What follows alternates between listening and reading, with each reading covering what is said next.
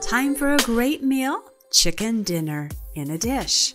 I've got some peeled potatoes here that I am chopping coarsely, one for each person. And then I am taking some peeled carrots and I am also chopping them up in kind of chunky sticks. And I've got an onion, half an onion here that I am just very coarsely chopping. And once I've got that done, then I grease my 9x13 pan, laying out skinless, boneless chicken pieces. And then I will add the potatoes and carrots here and there. It doesn't really matter where you put them. It's kind of fun. Add in the onions as well. Chicken broth, and then also some seasoning, some salt and pepper. You can use kosher salt if you want. I'm just using regular salt, but I am grinding my pepper. I do think it tastes better, so I'm adding that.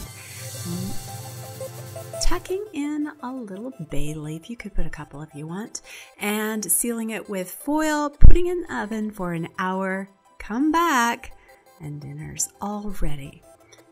Take out those pieces of chicken, take out all the vegetables, and one more thing I'm going to do, I want to take those juices and make a little gravy. So I'm going to mix some flour and water in a container till it's nice and smooth, and then I'm going to pour it into the pan while I use the back of a flat spatula just to stir it around, press down any lumps, and of course, taste for seasoning. May need a little more salt, which it did, and pepper if it needs it. And then you've got a great dinner. I added some parsley to the meat and vegetables just to kind of perk them up a little bit. And now with the gravy, I've got a great dinner.